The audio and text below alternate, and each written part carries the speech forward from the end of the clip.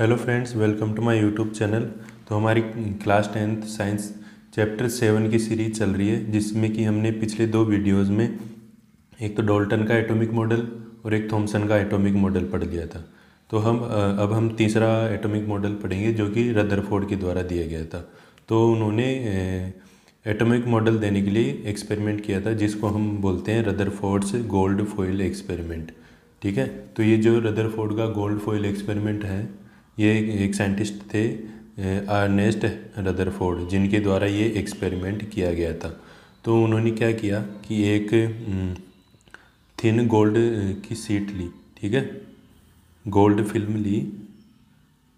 यह gold film, ठीक है, जो कि कितनी, इसकी थिकनेस कितनी थी, 10⁻⁻7 मीटर, या इसको हम 100 nm भी बोल सकते हैं।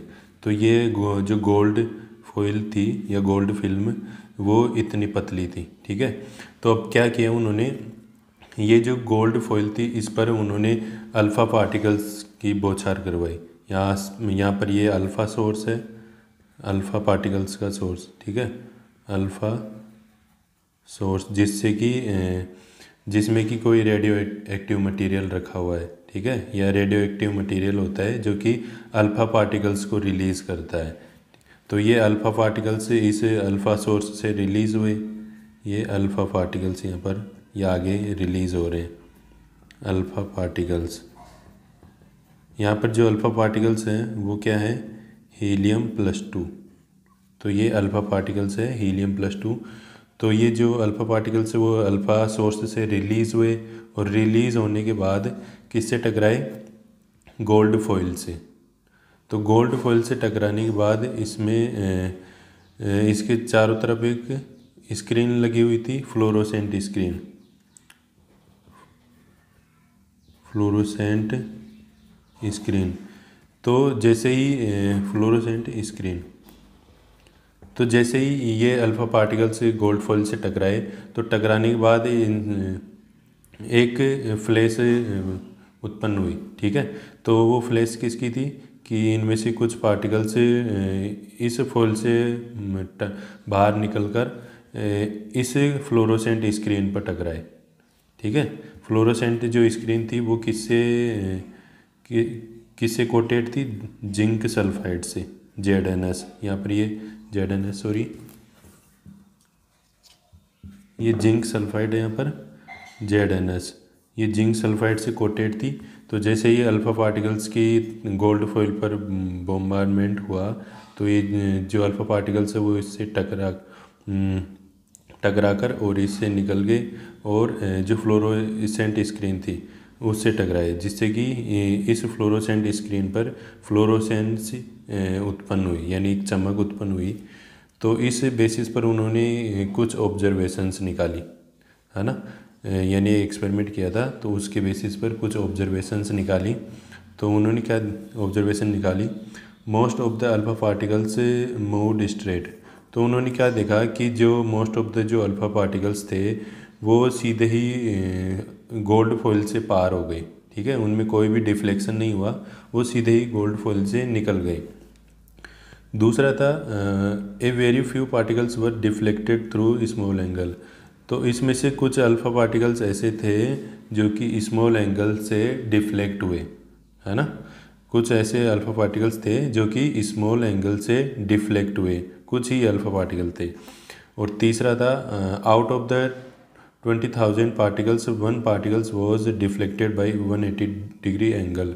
अब इनमें से 20,000 पार्टिकल्स में से एक पार्टिकल ऐसा था जो कि 180 डिग्री एंगल से वापिस बैकवर्ड आ गए, यानी डिफ्लेक्ट होके वापस उसी डायरेक्शन में आ गए। जैसे कि आप इस डायग्राम में देख सकते हैं, इसमें से जो मोस्ट ऑफ द पार्टिकल्स हैं वो स्ट्रेट, यानी बिना डिफ्लेक्शन के सीधे ही गोल्ड फॉइल से पार हो रहे हैं।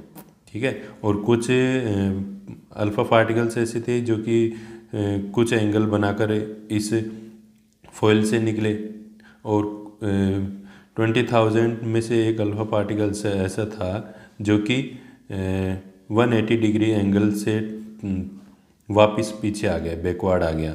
ठीक है। तो ये उन्होंने ऑब्जर्वेशंस की।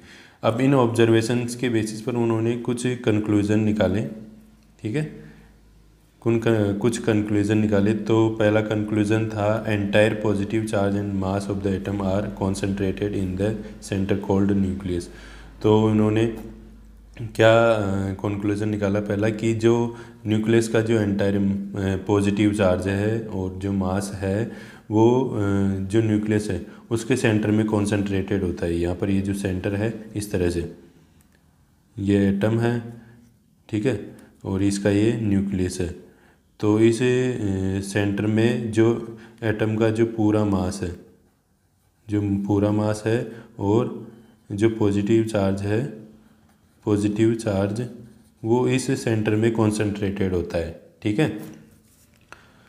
दूसरा कंक्लूजन था most of the part of the atom is empty in which electron move with high speed in circular path, these circular paths are called orbits. अब जो एटम था उसका जो अधिकतर जो पार्ट था वो एम्प्टी था, ठीक है, उसके चारों तरफ न्यूक्लियस के जो चारों तरफ का पार्ट था वो एम्प्टी था, खाली था। उस एम्प्टी जो पार्ट था उसमें इलेक्ट्रॉन्स मूव कर रहे थे, ठीक है, इसमें इस एम्प्टी पार्ट में इलेक्ट्रॉन्स मूव करते हैं, ठीक है। तो ये जो एक सर्कुलर पाथ है जिसमें कि इलेक्ट्रॉन्स मूव करते हैं उसको हम क्या बोलते हैं, ऑर्बिट। उन्होंने उसको क्या बोला, ऑर्बिट बोला, ठीक है। तो ये दूसरा कंक्लूजन निकाला उन्होंने। अब तीसरा कंक्लूजन था एटम्स आर इलेक्ट्रिकली न्यूट्रल। अब उन्होंने क्या बोला कि जो एटम है वो इलेक्ट्रिकली न्यूट्रल होता है, ठीक है, उसमें जो पॉजिटिव और जो पॉजिटिव चार्ज और जो नेगेटिव चार्ज होता है वो बराबर होता है, ठीक है। तो इस तरह से जो एटम होता है वो न्यूट्रल होता है। तो ये कुछ कंक्लूजन उन्होंने बताए, ठीक है। अब ये जो रदरफोर्ड का गोल्डफॉल एक्सपेरिमेंट था इसके कुछ ड्रॉबैक्स भी हैं, ठीक है। ड्रॉबैक्स क्या है यहाँ पर कि it could not explain stability of an atom. तो उन्होंने क्या जो एटम की स्टेबिलिटी होती है वो इनके द्वारा एक्सप्लेन नहीं की गई। अब यहाँ पर बात आती है कि जो एक थ्योरी थी मैक्सवेल थ्योरी, ठीक है, मैक्सवेल की थ्योरी वो थ्योरी क्या कहती है कि जब इलेक्ट्रॉन्स न्यूक्लियस के चारों तरफ मूवमेंट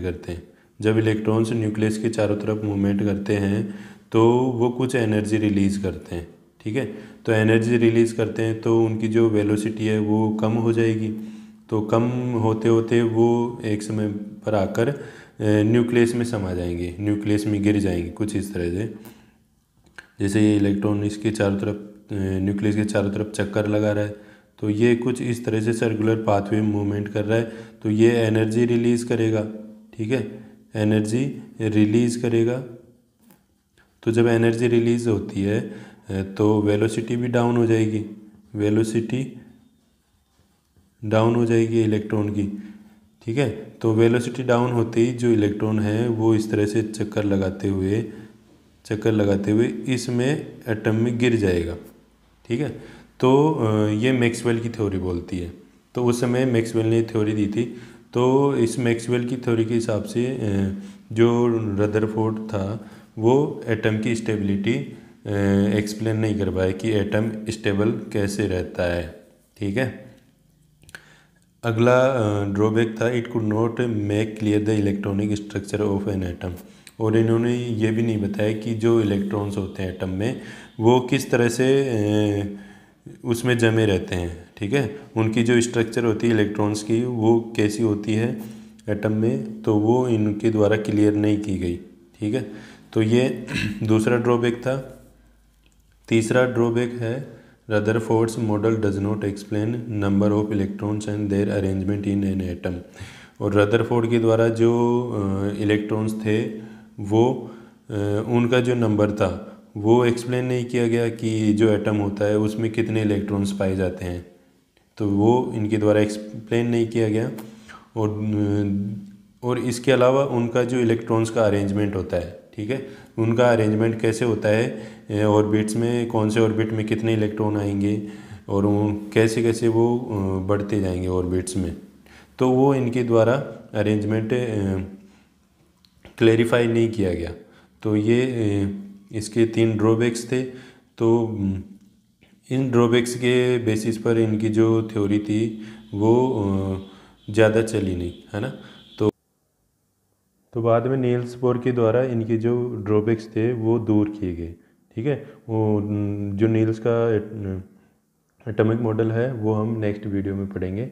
और इसके अलावा जो रदरफोर्ड ने एक बात और बताई कि जो एटम का डायमीटर होता है, वो उन्होंने कितना बताया, 10⁻⁻10 मीटर। और जो न्यूक्लियस होता है, ठीक है, जो न्यूक्लियस है उसका डायमीटर कितना बताया,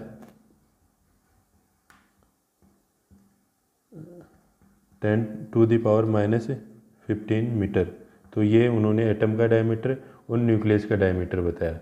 तो ये था अपना रदरफोर्ड गोल्डफोर एक्सपेरिमेंट, जिनमें हमने उनके ऑब्जर्वेशन पढ़ा और उनके कंक्लूजन्स क्या थे और ड्रॉबैक्स क्या थे वो हमने देखे। ठीक है, आई होप आपको समझ में आया होगा। अगर वीडियो पसंद आई है तो लाइक कीजिए, अपने दोस्तों को शेयर कीजिए और मेरे चैनल को सब्सक्राइब कीजिए। Thank you.